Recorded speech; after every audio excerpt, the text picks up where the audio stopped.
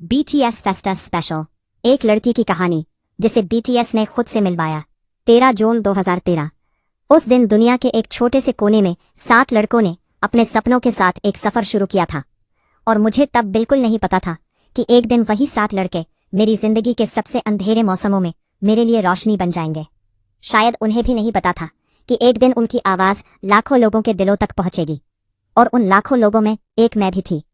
मैं हमेशा सोचती हूँ कि काश मैं BTS को पहले से जानती। काश मैं 2013 से उनके साथ होती। काश मैं उनके हर दौर, हर संघर्ष और हर जीत की गवाह बनती। लेकिन सच्चाई तो यही है कि मैंने उन्हें तब जाना जब मुझे उनकी सबसे ज्यादा जरूरत थी। और कभी कभी मुझे लगता है कि शायद मैंने BTS को नहीं खोजा, बल्कि BTS ने मुझे ढूंढ लिया था जब मैं खुद को खो रही थी। उस समय मेरी जिंदगी एक धुंध भरी शाम जैसी थी, जहां सब कुछ सामने होते हुए भी साफ दिखाई नहीं देता था। बाहर से सब कुछ ठीक दिखता था। मैं मुस्कुराती थी, लोगों से बातें करती थी, हंसती थी, तस्वीरों में खुश दिखती थी। लेकिन सच ये था कि वो मुस्कान सिर्फ एक मुखौटा थी। मेरे अंदर एक ऐसी खामोशी रहती थी जिसे कोई नहीं सुन पाता था। एक ऐसा दर्द था जिसे मैं शब्दों में भी नहीं बता पाती थी।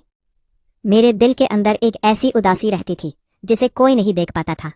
कभी कभी लोग मेरी भलाई के लिए कुछ बातें कह देते थे। उन्हें शायद एहसास भी नहीं होता था कि उनके शब्द मेरे दिल को कितनी गहराई तक चोट पहुंचा रहे हैं। मैं हमेशा मुस्कुरा देती थी, ऐसा दिखाती थी जैसे मुझे कोई फर्क नहीं पड़ा। मैंने कभी उन्हें यह महसूस नहीं होने दिया कि उनकी बातें मुझे दुख देती हैं। लेकिन सच ये है कि कुछ शब्द बहुत लंबे समय तक दिल में रह जाते हैं। कुछ बातें ऐसी थी जिन्हें मैं भूलना चाहती थी, लेकिन भूल नहीं पाती थी। धीरे धीरे उन शब्दों ने मेरे अंदर घर बना लिया और फिर मैंने खुद को उन्हीं लोगों की नज़रों से देखना शुरू कर दिया। मैं हर दिन आईने के सामने खड़ी होकर खुद में कमियां ढूंढती थी। मुझे लगता था कि मैं सुंदर नहीं हूं, मेरा रंग अच्छा नहीं, मेरा चेहरा अच्छा नहीं, मैं पढ़ाई में उतनी अच्छी नहीं जितनी लोगों की उम्मीदें थी, मेरे अंदर कोई खास टैलेंट नहीं, मैं किसी से कम हूं। दुनिया की बातें, अच्छे नंबर लेने का दबाव और हर समय दूसरों जैसी बनो सुनते सुनते मैं खुद को भूलने लगी थी। धीरे धीरे मैंने खुद को उन्हीं लोगों की नज़रों से देखना शुरू कर दिया और यही मेरी सबसे बड़ी गलती थी। फिर एक दिन, जैसे किसी लंबे और अनजान रास्ते पर खोए हुए मुसाफिर को दूर कहीं एक रोशनी दिखाई दे, वैसे ही मुझे BTS मिले।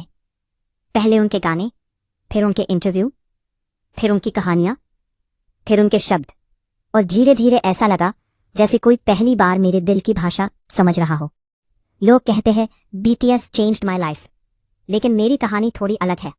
BTS ने मेरी जिंदगी नहीं बदली, उन्होंने मेरी जिंदगी को खूबसूरत बना दिया। उन्होंने मुझे किसी और जैसा बनने के लिए नहीं कहा। उन्होंने मुझे सिखाया कि मैं जैसे हूं वैसी ही काफ़ी हूं। उन्होंने मुझे ये एहसास दिलाया कि मैं कभी बदसूरत नहीं थी। असल में समस्या मेरे चेहरे, मेरे रंग या मेरे रूप में नहीं थी। समस्या उन लोगों की सोच में थी जिन्होंने मुझे ये महसूस कराया कि मैं सुंदर नहीं हूं, और अगर किसी को मैं अच्छी नहीं लगती तो वह उनकी सोच की समस्या है, मेरी नहीं। फिर मैंने आंसर लव माई सेल्फ सुना और पहली बार महसूस किया कि शायद मैं भी अपने प्यार के लायक हूं। शायद मुझे भी खुद को गले लगाने का हक है।